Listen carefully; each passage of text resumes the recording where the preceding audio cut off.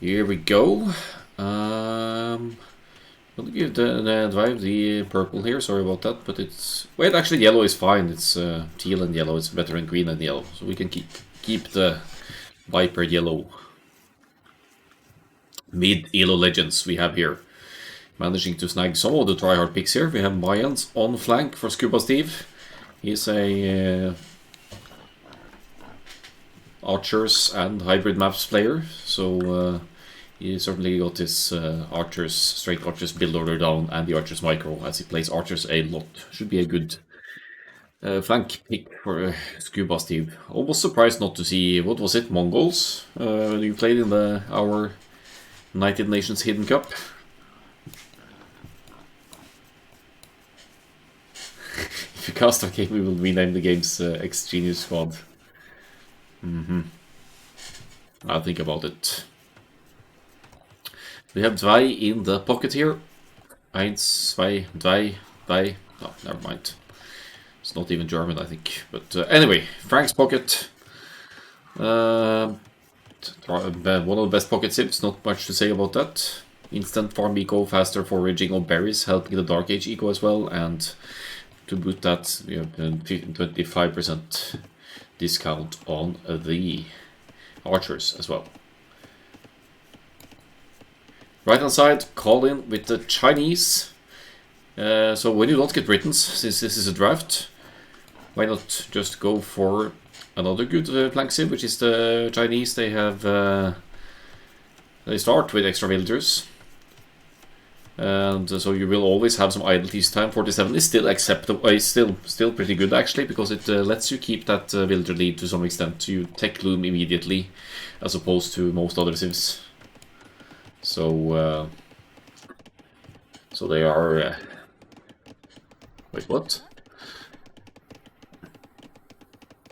Very food dependent early on. Colin isn't taking food at all right now. How the hell is he even queuing villagers? That's my question.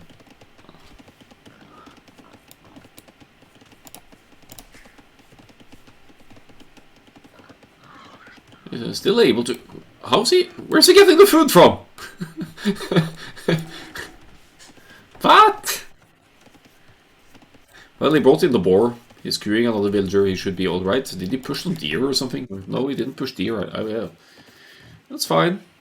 So the thing about Chinese, they get a discount on their technologies starting in the feudal age and get cheaper as you go on. So it's easier for Chinese to make any transitions as upgrades, economic and others are needed, because they are cheaper in general.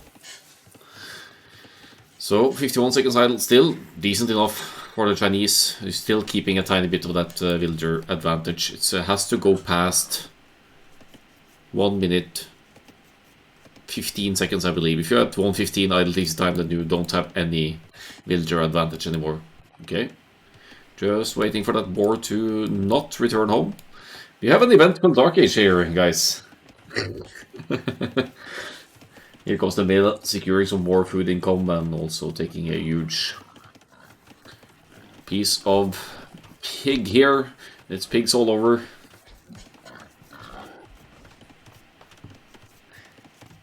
Yep, double men-at-arms into more men-at-arms from me and Dennis. What side of the base do you advise to wall first? I advise to wall towards the edge of the map at the very least, when you're able to. But we'll see. This wall, it's next level. It's mind games on the opponents. They're going to expect to run into walls over here, so they're going to go all the way in the back. Maybe he didn't finish walling in the back yet, but guess what? He's open here. No, he's not. It's true, always wall the... You know the other flank is going to be on the right-hand side, or ish. Whether you have them scouted or not. So you definitely want to secure the right-hand side where any potential drush or men-at-arms will be entering. Alright, that's... Still keeping that idle tease time though, low though. So we have to comment Colin on that with the food struggles that is somehow able to produce villagers. It's not the most efficient food eco I've ever seen to begin with, but give the guys some slack. Chinese are a bit of a hassle to play. So 25 pop here, okay. Are we doing FC here, or what's the plan? Not on gold. Embers moving in here in the grey, wondering what to do here. So Embers, as the Ethiopians, has the barracks up, but this is for the straight archers for the Ethiopian player. No sign of any, or I mean it's not, yeah, no militia queued, so straight archers.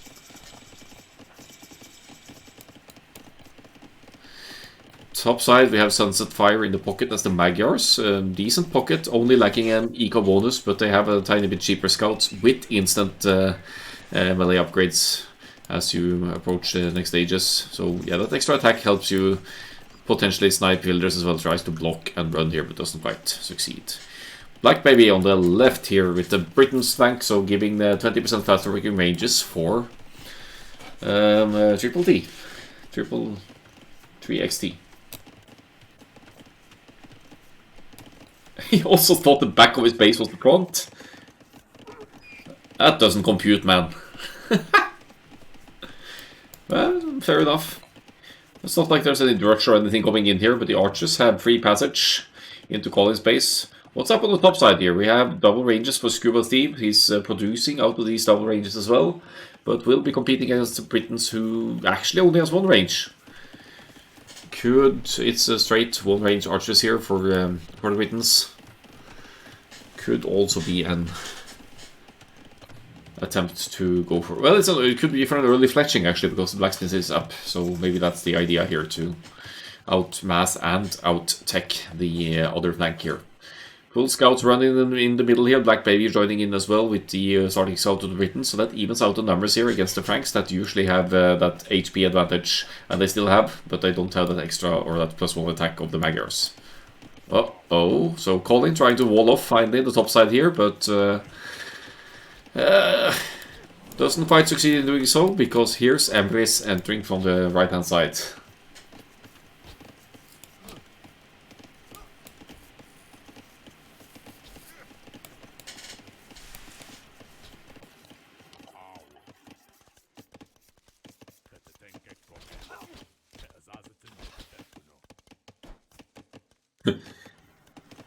You got walled out on Black Forest, huh? Alright, pocket armies tracking each other here. The scouts numbers should be somewhat similar. No, it's not actually. It's +1 defense now for the Franks scouts to compensate for the fact that Magyars have extra attack. The pockets are walling off as well, but they're not fully walled, either one of them, so they are both subject to raids from the other party.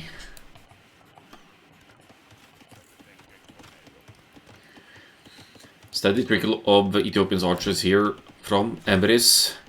Taking some aggressive action here.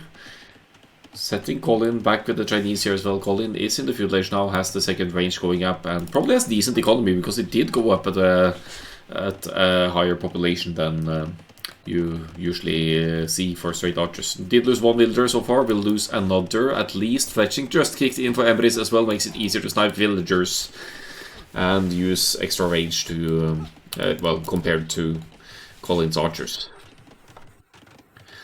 So if Emrys plays this properly now, he's always going to have an archer or some kind of army situated on this side, so that Colin just can't wall, which will leave the base wide open for scouts to join in eventually as well. But they are busy on the other side. Emrys is doing good here in the 1v1 versus Colin, so there's no reason really for the pocket to meddle in here when Emrys is doing this kind of damage. 5 villagers lost for Colin so far. No farm challenge. Hey, it's better than only farms. We need military as well, you know.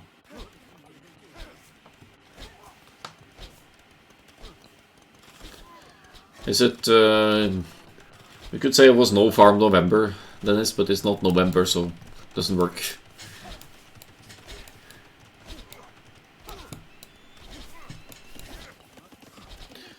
Well, we're off to Woodlines, so we gotta eat the stragglers here, but there aren't too many stragglers left to take. What's up on the top side?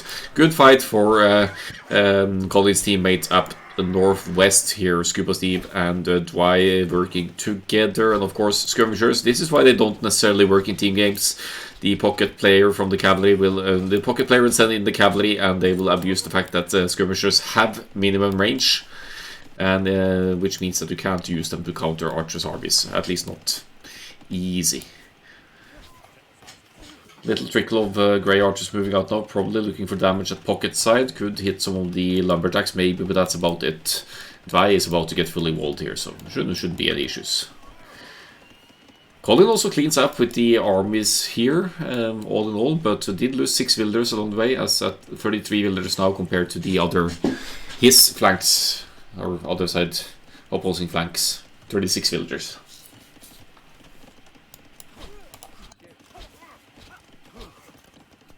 Scuba Steve has 2 villager kills here. Yeah, Fletching actually has that. Forging now coming in for Dwy. So going to play the scouts for a while longer here. But if you look at the resource bar here, that means that the Magyars player has the resources to go to the castle age. That's not to say that... and the buildings. That's not to say that he will, because he's lost most of the scouts. May need army for... oh, he's going to castle age, never mind. But this, funnily enough, that leaves Triple T in a somewhat vulnerable position here, because the pocket will not have any significant armies until after maybe 3 minutes, because there are only 2 scouts left. Trying to at least tackle some reinforcements here, he gets 1 of them. And in the meantime, Black Baby is taking some serious hits here and losing 3 villagers, but idling all that more units over here. So since Scuba Steve is doing alright on his own up northwest here, Dwy can use his scouts with the now +1/+1 attack and defense to clean up Embers' archers, who by the way is going castle age. That's not going to happen quite yet for Colin, because Colin just recently seeded farms, so that food economy is still far away from a castle age kick. Could be somewhat of a pickle when up against the Ethiopians to the right here.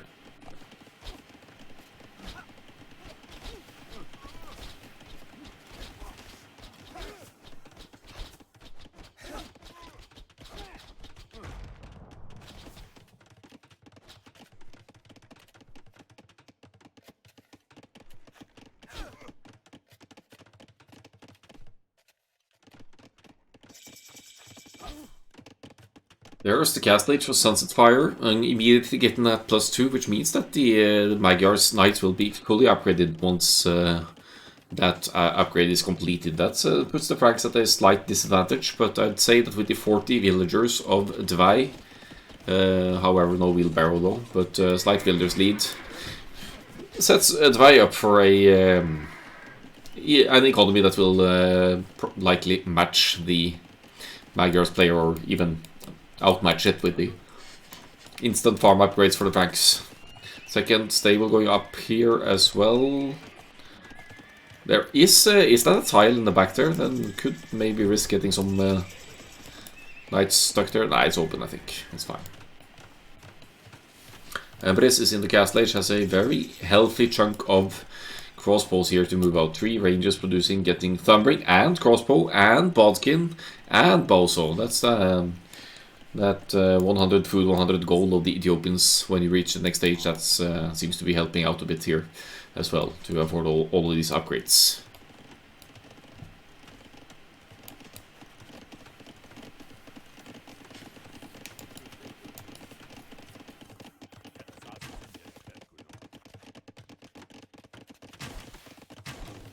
So Colin is successfully walled. It's a compact but wall base here. Defensive tower was forced up on the gold a while ago, so that means no... whenever that castle age finally kicks in, that means no extra TCs unless Colin buys stone to do so.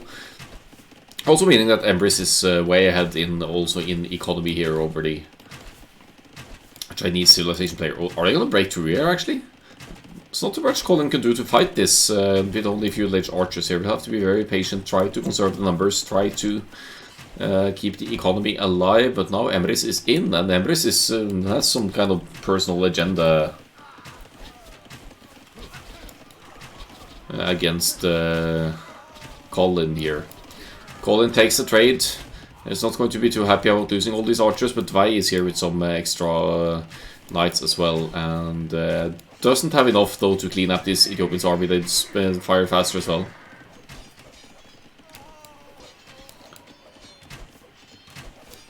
How did he get pushed when he was in his base?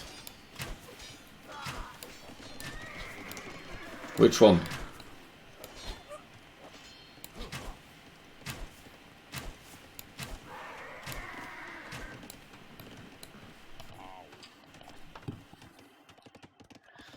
Scuba Steve is here with the crossbow mats as well. 55 villagers. Most villagers of all here actually out ecoing even this pocket here. And Vai is fully walled, staying on TC for a while longer here to go triple stables instead to keep up with the Magyars that were up to the cast age earlier. Well, Red wasn't walled here in the early feudal age, so Emrys just denied both wood lines and sniped lots of villagers.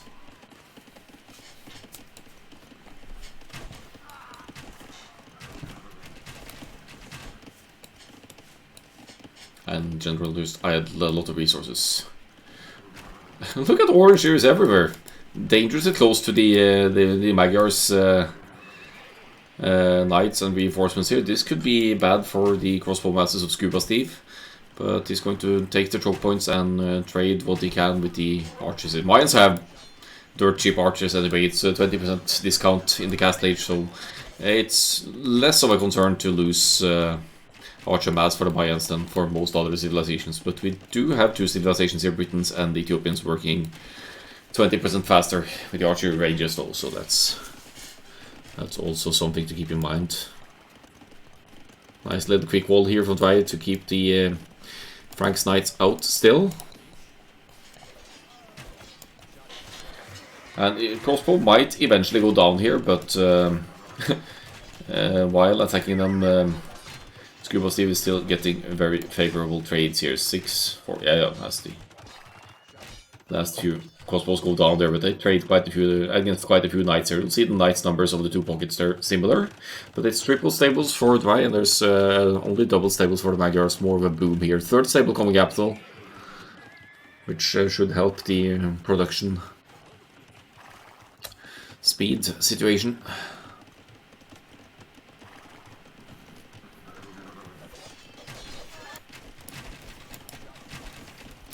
Black Baby is still in the feudal age actually, just about to reach cast age here, and does only have 19 archers to become crossbows for the Britons. So while Britons still have the range advantage of 1 extra tile range once Bodkin is in, there might not even be economy to get both crossbow and Bodkin here. I'll definitely go with Bodkin first for the Britons, or maybe crossbow here because it gives them more hit points after all. But Bodkin is so important. It comes so it's not very delayed. Colin and Vai now working together. Oh, blocking the knights almost from Sunset Fire there. So Colin could get quite a few free hits in here. This is going to be a win, that triple T win, but both teams are going to take losses here. They're almost dead even on both kinds of population here, both military and villagers, but that's a cleanup for 3XT.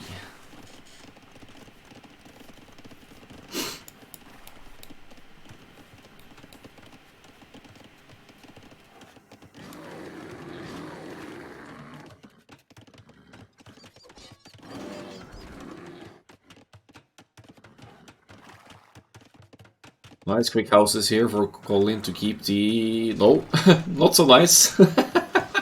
Oh, I was sure it started that. How are the knights just running in here? That's unfortunate. That's some great raid value for Sunset Fire there on the red player's side here, losing even more villagers. 20 villagers lost now for Colin. It's down to 41 villagers, but behind this we have Scuba Steve going to the Imperial Age with 48 crossbows now, 76 villagers as well. Equal lead over everyone here. and which means he'll get Arbalest, he'll get Chemistry and all that jazz. Mayans even get Siege Ram, which is Britain's kryptonite, essentially. This group of crossbows might be going down, though, but they could also trade quite favorably into the Britain side. The game has turned into which side can die slower. Yeah, both sides losing. Blackberry has lost way less villagers, though, way fewer villagers, so that's something to keep in mind as well. But there's only one player in Imperial Age here, and that is Scuba Steve with the Mayans, who is now, of course, going to be chased by Sunset Fire's Knights and Black Baby's Britain's Archers to try and diminish these numbers before our Bracer can kick in. 30 seconds to go here, then this army is going to be very deadly for Blue and Teal here. The Knights will be going down before our Bracer, but then... Oh, here come the reinforcements! Run, Black Baby! Don't challenge this anymore. No, don't chase! You mad lad. Yeah, these guys are gonna die. Doesn't help having Britain's extra range when you have ARPs against you with same range and more HP and damage.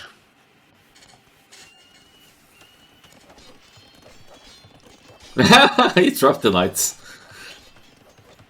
Nice.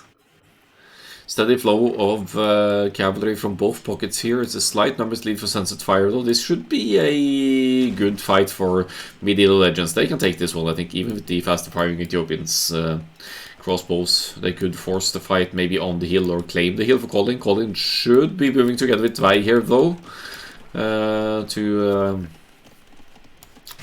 take the fight. Not the best team coordination here. That's some Knights going down somewhat needlessly for Tvei here, but now they're chasing. There's the opening, unless Emrys closes it. Crossbows taking a choke point, but that's not really going to work when you have crossbows from Colin behind. They stop chasing, though. The crossbow numbers are way higher for Grey, and they fire faster as well, but there are Knights in the mix as well, evening out the hit points, actually giving the hit points advantage to Team Mid ELO Legends. What to do about this massive ARBs, though?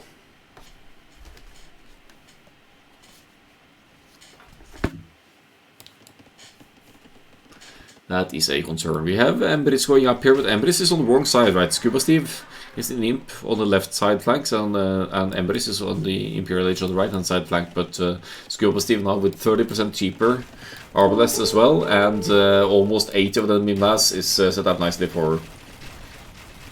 I don't know if we can go so far as to say dominate alone here, but this is going to be very, very rough for the Magyar's pocket to handle. Thanks for the follow, Covenant. Gonna get to your set later.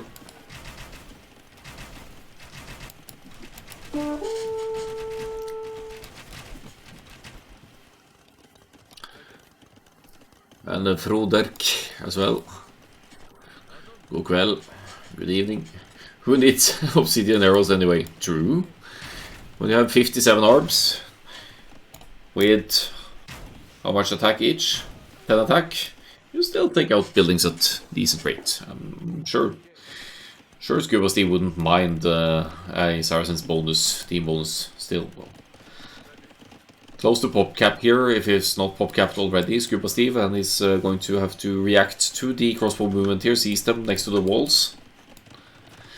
On the right hand side, Emrys is fortifying the hill here, dropping more ranges to double up on the Arbalest production, but with Scuba Steve's movement here, it's already done significant damage to Sunset Fire, who's only with 6 Knights and not yet clicked Imp, even though the resources are there. You might need to delay the Imperialist click now just to field more army if you're Sunset Fire with the Magyars here.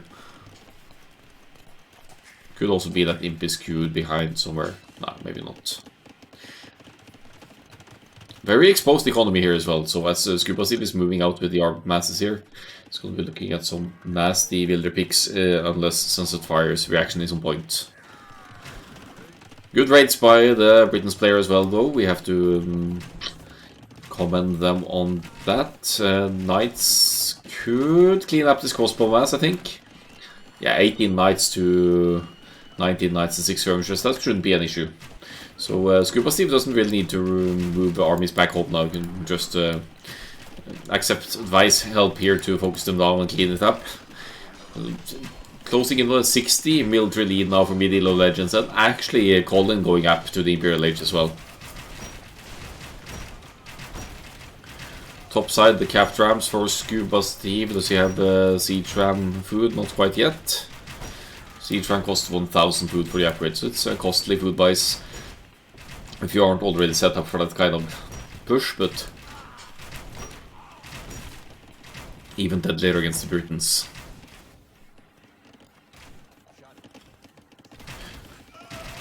So Hill and faster firing for the Ethiopians shouldn't be the worst trade ever here, going to take out some of the mines arbalests here, but consistent production at home for Scuba Steve means that even if this army goes down, the replenishment should be on point at home base. 145 to 65 now, Triple T with better economy here, largely due to Colin taking huge damage from raids earlier on as well, but Blue is about to lose what used to be home base, going into watchtower, maybe guard tower defense here eventually if the university...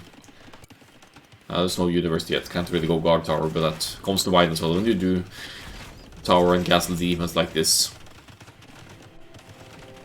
Just trying to hang in there and survive, but the pocket situation here is that actually Sunset Fire is going is Imperial Age. I didn't catch that. Did manage to stabilize somewhat here. Defensive castle over here as well, but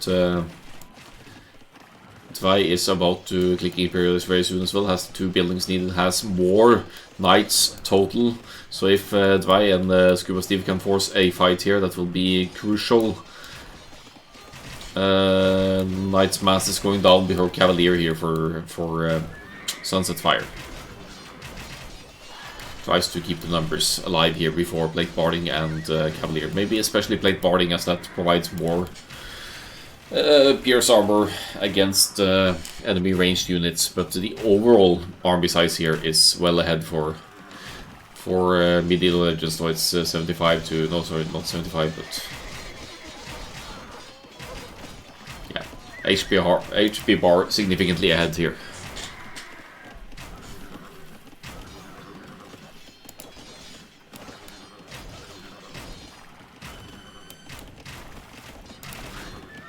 Cavalier is in, Plate Barding is in, we have Imperial Age on the way for the Britons as well, but what's that going to give against a now siege ram arm push for Scuba Steve? This is going to obliterate the Britons, of course. It's going to still going to take some attention to try and keep the Cavalier masses at home here together with Tvei, who is not currently producing actually, going to the Imperial Age here at 75 villagers, fewer villagers than Sunset Fire. But the real issue here is if Britons can survive this. Double castle with mangonels behind delayed my ram push for a very long time. Yeah, I see. Siege rams alone not cutting it here apparently.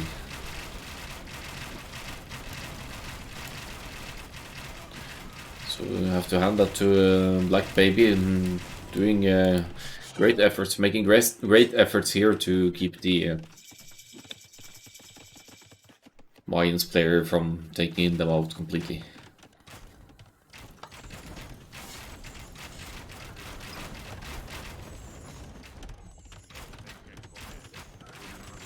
So Embers is back in the pushing position here as well. 500 something score ahead for Triple T here. More ranges going up as well to further boost that Arbalest mass. Paladin coming in for the Magars here, while Drive is mixing in some light cab and still has to go for that food.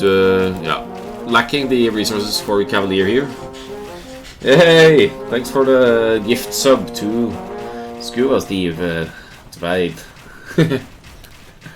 Is that reward for the slow push up here? So what's the counter? 18 Cavalier to become Paladin, more stables going up here. Bomber cannons being added for the Ethiopians as well. But you see seeing wall foundations going up here. Might be seeing trade to commence for Mid ELO Legends. They didn't really stonewall though, so it's still subject to push on the right hand side.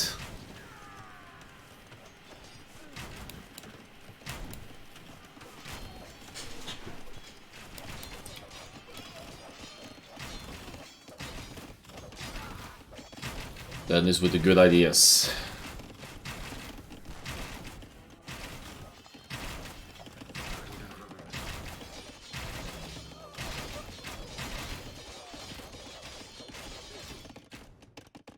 Solid RB mass here for red and yellow, trying to push the Ethiopians now as it's the 1-1 on top side is going into Scuba Steve's hands. Ooh, that's a lot of longbows from Black Baby here. Has been very patient with the massing, but now the castles go down, and the castle seems to be the only production building for. Yeah, there's a range down here, but there's only one crossbow inside of it. It's a good substitute for ranges and arbalists, so it's a better archer in fact, but they will still struggle to take out siege rams, and the second castle will be going out. Britain's player will have to move away and relocate. Lots of stuff going down here, and as long as Colin can hold together with Vi on the right hand side, this should be rough. How many red archers die to bomber cannons momentarily? 1, 0, 10, all of them. Splat. Yikes. Siege engineers in for the bomber cannon. At least siege rams added by Colin here. Chinese have that, but now Colin's home base is at risk. What do these guys have against Colin? Don't they like... Does the Russian team not like China or something? That is an efficient... actually, look at this. Look at this guy. Look at me. I killed 33 army units. That's a cool stat right there.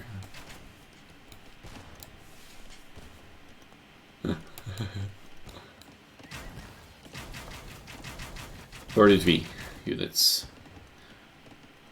No economy units, so that was all army.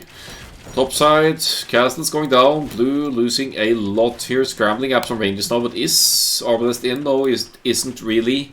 Still has 79 eco and has resources. Definitely has food and gold for the arm upgrade here, but these ranges are going too close to siege traps. Arbs, now even halbs added in here as well, because we do know that there are Magyar's paladins out and about here.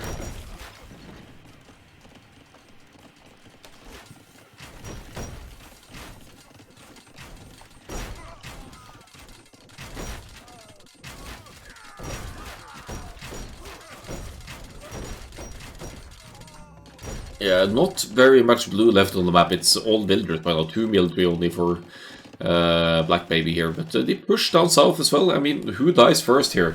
Who gets defeated first? Is it Colin or Black Baby? And it kind of looks like Black Baby from the looks of things up here. They do have the markets up. They have a tiny bit of trade running, at least a short route here. 16 trade units for the Ethiopians actually. So definitely some trade going on here.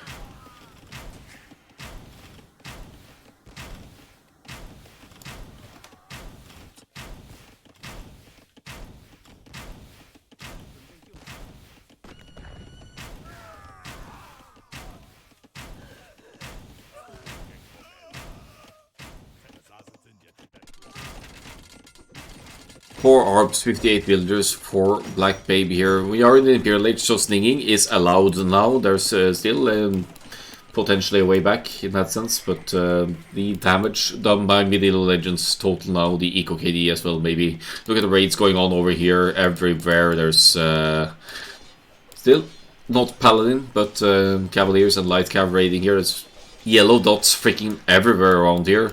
And they are just demolishing villagers, which hurts the economy of Triple T quite a bit. Embrys is probably kind of happy to get pop space freed up for trade cards and armies, but I don't think it's going to be enough to stabilize here.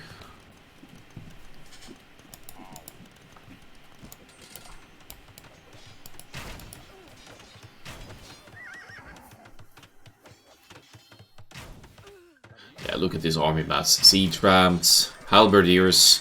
Essentially, without the ARB support of the Britons, the halberdiers are deadly alone here against the paladins, because you don't necessarily have... there are a few ARBs in here, but not nearly enough to deal with the halberdiers.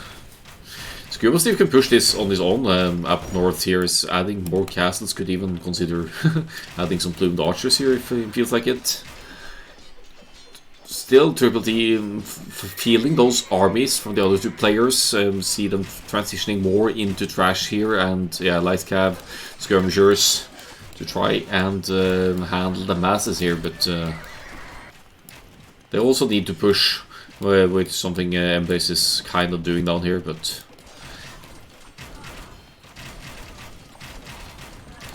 Why those halberdiers not garrison in the rams? Because they like to be independent. It's a slow push, Dennis. Don't you get it? It's a slow push.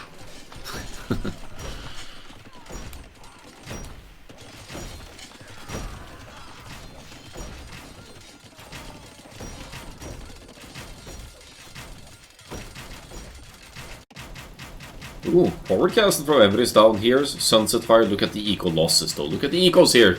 27 villagers for blue, 23 villagers for teal. Overall population now 200 ahead from Mid ELO Legends. They got this one.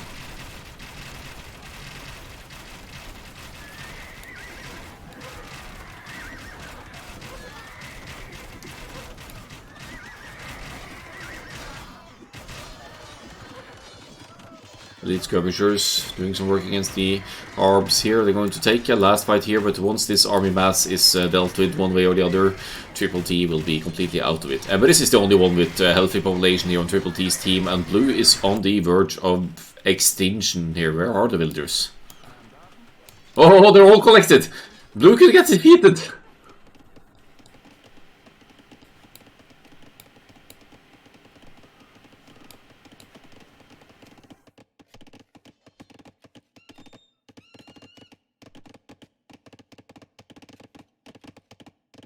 Alright, where are these guys going? We need to see if blue survives this. So peaceful. Just migrating to the very south of the map. Oh, he's the leader over here. So 24 paladins, 29 eco, 15 eco, 108 eco. Is there any sling going on here? Where's the market stats sling? Emrys has sent resources to both teammates, presumably. Trade going down. It's only Emrys having trade here, and that's also not the most efficient trade route. It goes only up to this market here, I believe. And the siege rams and ARBs and halves are still at it, while Colin is losing terrain as well, of course. But it doesn't really matter. It's still in a much better position than the Blue Britain's player, who is essentially eliminated from the game now.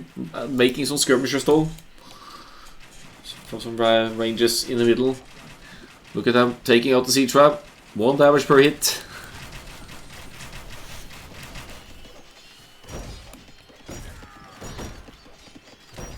Magyar Hussar is actually a good addition because they have bonus attack against siege weapons. 5 bonus attack. Attack the enemy with skirmishers.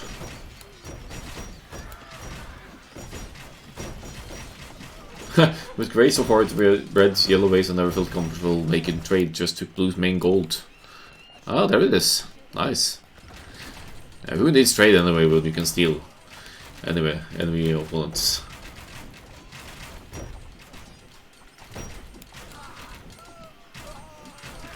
Wait, are you playing here, Nixishin? Who are you, Nixishin?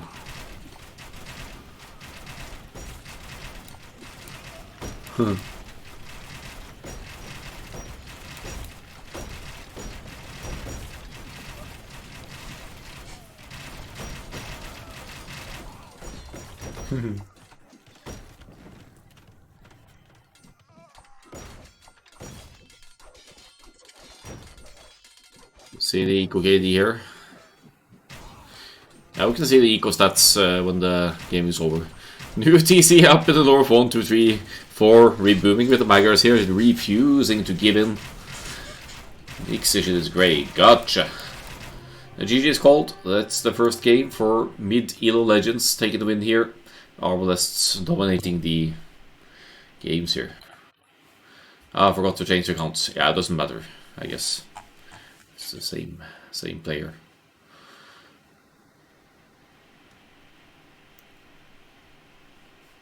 Pretty solid score for the Mayans here, 20k.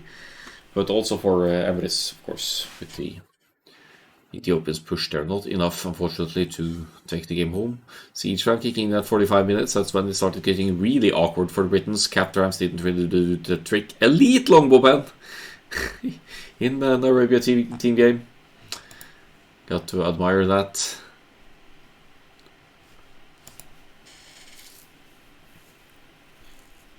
The Imperial Age timings and society score should show 152 builders, yeah. So huge boom for Emrys or Nixishin there. Probably don't need quite as many, maybe as a cavalry if you need that to set up your food and gold economy for cavalry spam, but archers not so much. No idea what Vibe was up to here, but that must have been a moment of panic. Actually, what was happening here? Can we find that? Yeah, we can. We can probably. What does it say? 3720. I won't see what was going on with yellow. Maybe just a light cav spam or something, or cavalry. Yeah, Wiggling Knights.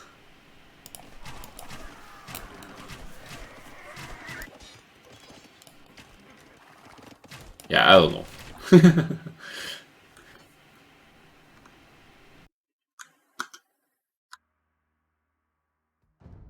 Yeah, I see. Those the knights moving on. Anyway, let's find the second one. Team Islands. Here we go.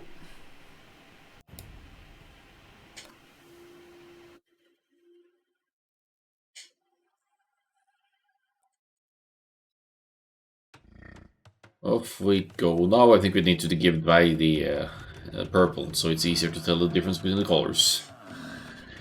So, Team Islands, what do we have here? The draft is per map for civilizations for any teams wanting to carry on to the next season, which I plan to start maybe in May. The civilization system will be different. I think I'll just simply do a draft system for both games, or even potentially 3 games if it's going to be a best of 3 sets, which some teams have requested. And suggestions are open in the 3v3 League feedback channel in my Discord as well. But there's been some good suggestions already. Yeah, bans for sure. 2 bans. If it's a 2-game set, 2 bans. So you have 1 ban per map, essentially. But if it turns into a best of 3, which would also be cool, but unfortunately more casting, or not unfortunately, but it means fewer sets to cover. So I think if we keep the 2-game stuff, it will be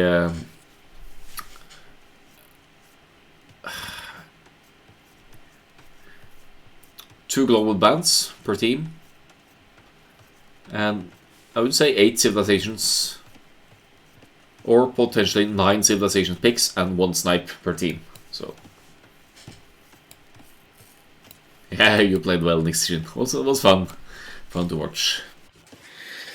Scuba thing with the Saracens for this one is yeah, it knows his way around maps with water. We've seen him play straight archers for the previous game. Now it's going to be straight galleys, probably. Could still be a landing and archers, who knows. Saracens have bonus damage against buildings, so if the enemy's palisade wall or building wall, you could break through with Saracens fairly easily still. But Saracens have faster firing galleys as well, so that's that comes in handy for the naval battles. Pocket, Dvai here with the Vikings. I'm expecting to see some longboats here. Not really thinking that Vikings will land, but you never know. And finally Colin with the Japanese, and now that's a civilization that's not unlikely to do a landing play with scouts and or archers, because you save some resources for your resource drop of points costing only 50 wood. Of course, you can have all 3 playing water as well, and just keep a lookout on the shoreline and keep enemy landings out, and you'll just dominate water with these 3 zips. So for Triple T, we have Embaris on the flank here with the Italians. That is Nixishin, who is currently in chat. 15% discount on uptimes or the technology up for Italians. That's making it more smooth for them to transition to the next stage. Oh, get your lumber eco sorted. Nice. So gives you an advantage on naval maps like this because you'll usually be able to go up a bit earlier, maybe one pop less, or you just save these resources to do other stuff. Italians have cheaper fishing boats as well, so they have a better fish pool than many Sims. And yeah, lots of bonuses applying to water in general for naval battles as well. Or for the very late game landing, raiding, you could land and build barracks and spam out condotieros for raiding purposes, as that's essentially a budget champion, but you don't need to take men-at-arms, longsword, 12 swordsmen, etc. So I've seen that come into play on islands sometimes. In the pocket we have Black Baby with the Malay here. 66% faster to up through the ages, which gives for, I'm guessing since it's the pocket spot, it's a front dock though, so it could be a past feudal naval control battle here. And but it could also, since it's the pocket, you could all still go fast castle and benefit from the castle age armies instead. T-Violence is so really shit map. I read Zero Water Builds. I played that type of maps when I was a 1400 TG player. Yeah, I don't enjoy them either next edition, but we need at least one naval map in the pool.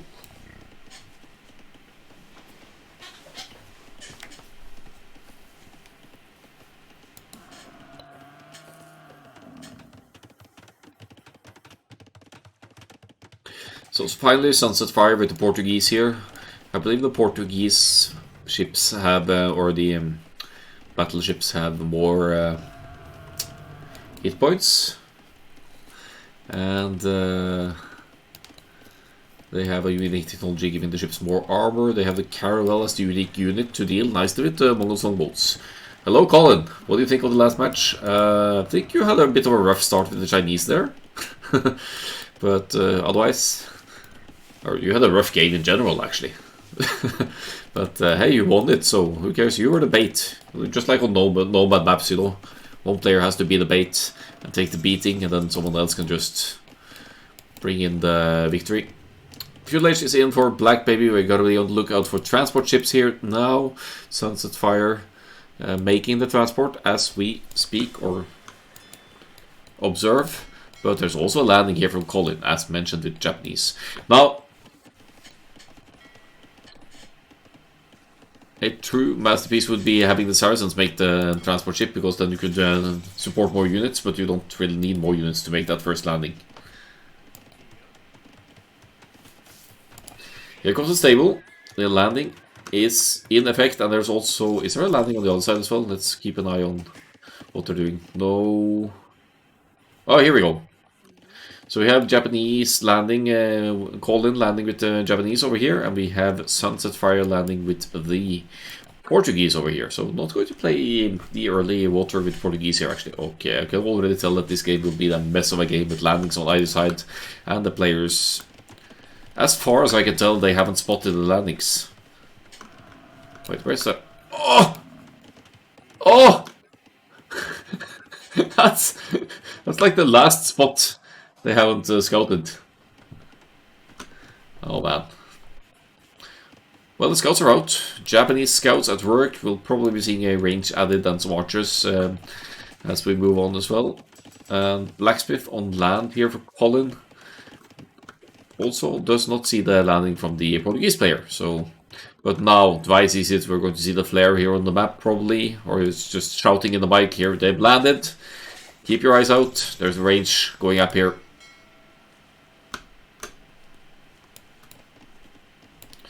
Keep your eyes out. Here comes the starting scouts to try and deal with the landing villagers, but Sunset Fire isn't taking any chances here. 3 villagers landing. Oh, scouts are in. Walls not complete in time. 1 villager kill already. 2 kills for Colin. 2-0 KD. The Scuba Steve did lose 1 as well. But that could be Fish, actually. Dying to the opening galaxy, because there is some naval battle as well. Looks like Juba Steve thinks it's Saracens because... no, thinks it's Byzantines, because Byzantines have faster firing fire galleys, but... These are indeed the fires. I didn't catch who was up first, actually. That was Enveris. So as long as your fire galleys get close, you're fine. Of course, you'll shred the galleys if you're allowed to get close enough. Oh, you lost the villain Dark Age. Shame on you. First two archers out for Sunset Fire here. No fletching probably this early, so the scouts of Mid ELO Legends still able to clean that up fairly nicely. Tracking the army movement. Where are the landing villagers? Oh, here they are. See, that's why you pick a grey for landing place. They are so hard to spot on the mini-map as well.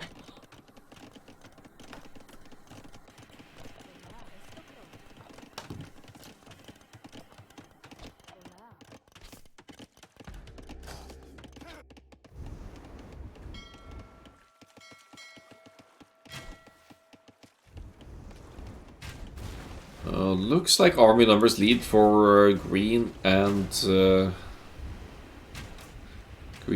teal here, but yeah, definite HP lead. Yeah, they're gonna clean this up, at least to begin with. But there's 4 docks for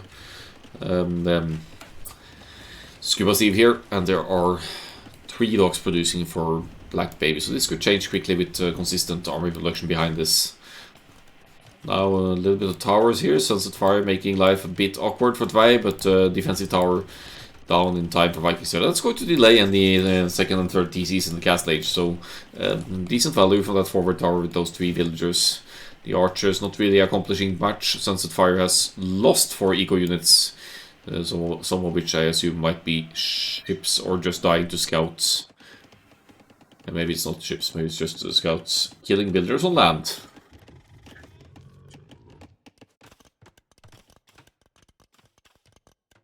Well, we'd have to say the landing aggression has been successful for both teams, but more so for Colin, who has 4 villagers killed, and has also managed to drop an archery range at land at home, and has some skirmishers out now to deal with small waves of archers, or just obstruct the landing villagers from getting another building up here. Stable for the Portuguese now.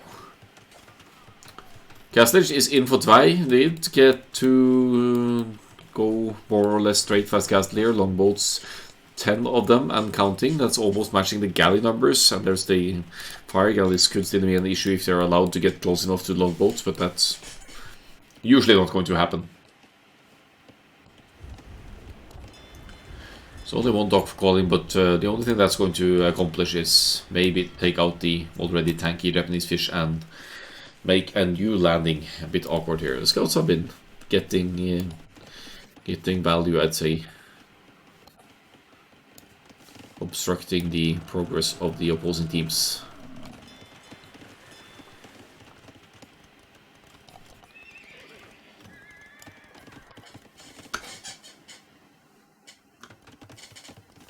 What about longboats? They are joining in on the fighting over here. Ooh, demo. Scuba Steve barely any military whatsoever, but he's sort of done the job here, allowed Dway to get to the Castle Age. That's not quite in yet for the Portuguese, and Sunset Fire does have the best response to a to the Vikings longboats in the caravels, being the unique unit. Balkanero, of course, in, and this is a fantastic fight. With Castle Age just kicking in for Everest here. There's going to be lots of galleys going down before War Galley and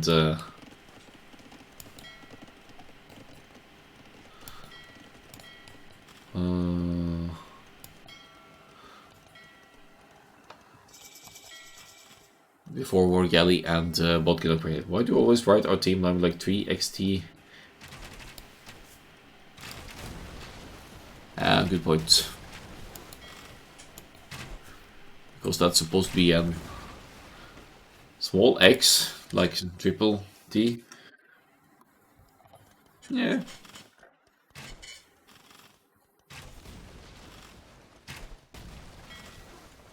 With the Bob Ross emote. Can't really say I've thought about that. Oh, nice fire galley raids in the back here. Some towers. No, that's not towers. Longboats to deal with that. This is putting a drain on the multitasking of Dvi here, having to micro longboats left and right here, back base, front base. But still taking out quite a few units here, 25, 18 KD currently. The longboats have to travel a long way though, but they do move quickly. I believe they move slightly faster as well. I also have archers on my base. Oh, there they are. Stupid grey color! Probably should have switched it to blue or something, but too late now. Let's stay with grey.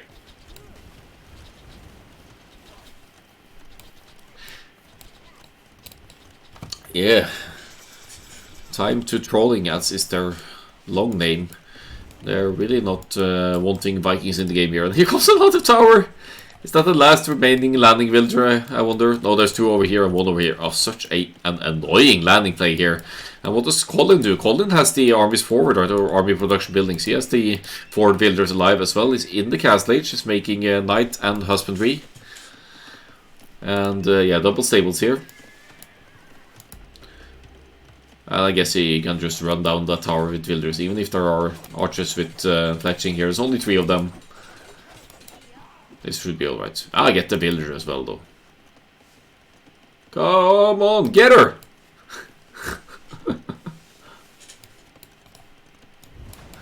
Oh. Huge naval battle over here. Longboats actually in the numbers here. They have the advantage. There's basically only one player playing naval now for Mid ELO Legends. I don't even know what Scuba Steve is up to, but he's going to assist on defending on land here, I guess. He did he did do his job in the feudal age to allow Dvi to get to the longboats in the meantime. That's why he's pulling the longboats back to join with the rest of his forces, get the numbers advantage, and hit and run and just clean up these numbers. The war galleys have careening in, so does Dvi for the longboats. Scuba booming. He's booming. He's even trade booming. Where's he trading to? Oh, there it is. Yeah, Viking is very strong on Team Islands. And since you're not playing Portuguese Empress or Nixishin, then you have to... Yeah, you need Portuguese caravels, I would say. Classic 2TC2 stable build. Never mind that Sea Islands. Hey, you could make Saracen's transport ship and send over 25 knights at a time. Scuba Steve. Makes sense. It's just that Saracens don't even get Cavaliers, so maybe you don't want to play the Knights.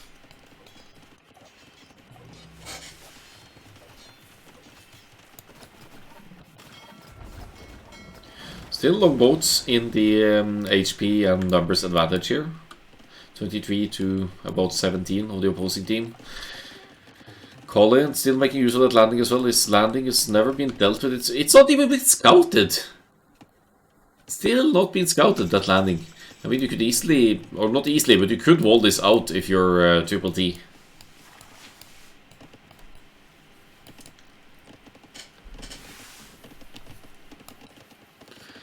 I think Dvi has got the top side under control here. Is being contested by more numbers here, but he also has the reinforcements popping in, more docks going up as well. That's dock number 4 to just keep dominating with those longboats. The military sizes are comparable, but I think the landing party size is larger for Mid ELO Legends. The eco is slightly ahead as well.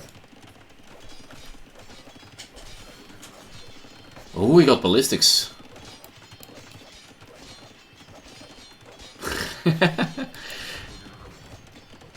Trade card misclick. Hey, it's gonna bring some bonus gold. What's the upgrades like for these knights? +2 defense is in, so you could comfortably stake those 2 TCs here. The Blackberry is also in boom mode here at the Malay. 4 TCs up.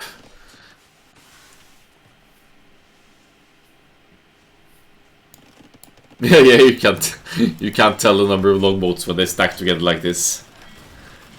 That's actually, you're right, that's actually quite annoying. It looks like you're in equal numbers here, and then it's like 24 longboats. Bow! Quite the difference.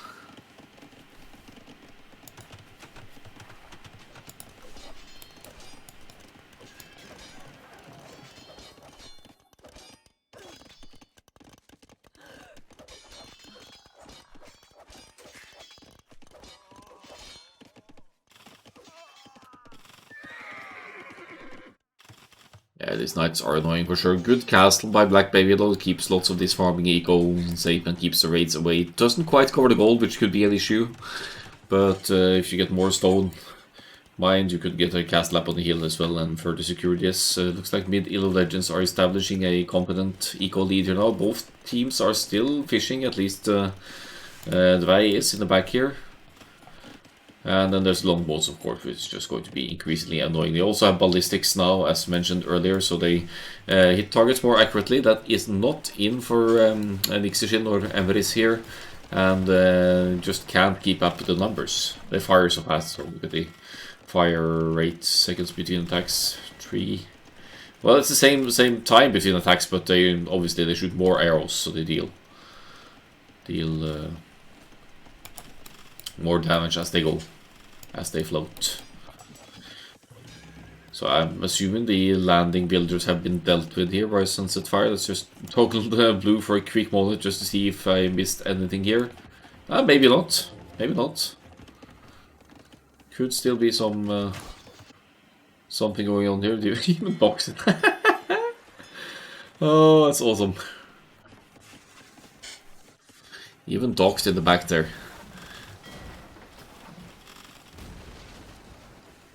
Oh, they have trade, lots of trade. No, they don't. They have one trade card.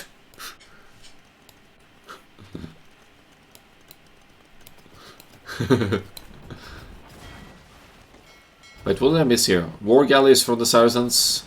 I was wondering if they were galleons actually, but yeah, Scuba Steve has been doing that 2TC play for a while now. Has established an eco lead here. Is able to make more armies on the water as well, out of the 4 docks total at least. So the naval domination is real for Mid ELO Legend at this point. It's triple the size of the army.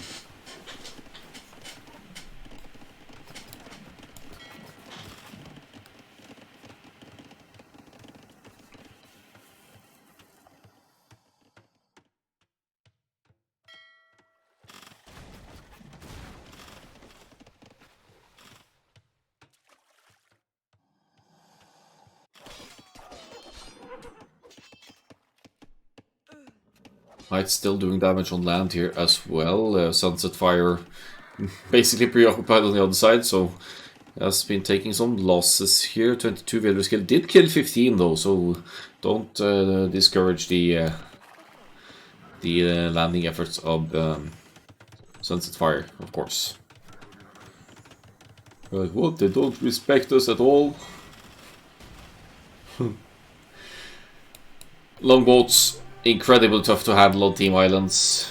So it ends with a 2-0 for Mid ELO Legends, but that landing play of Sunset Fire, that was something. Frode, let's go for that. Let's do that next, yes. I have scheduled 3 matches to cast today. We do have quite a few players from 3rd division here, so I should have probably had another set, but we'll get back to more as it goes. Let's have a look at the stats, and then it's 6th division next.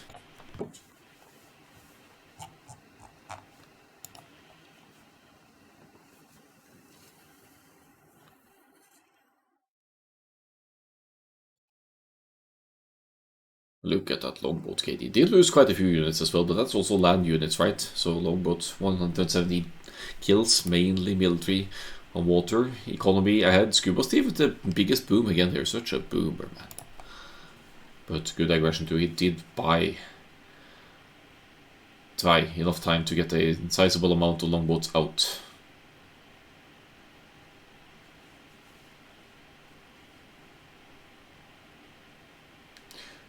Yeah, I do that a lot with naval maps and trade cogs, Scuba Steve. Not so much trade cards on land, actually.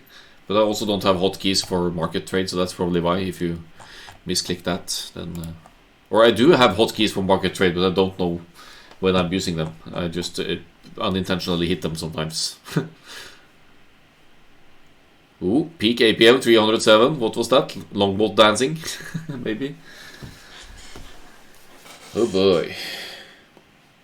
GG.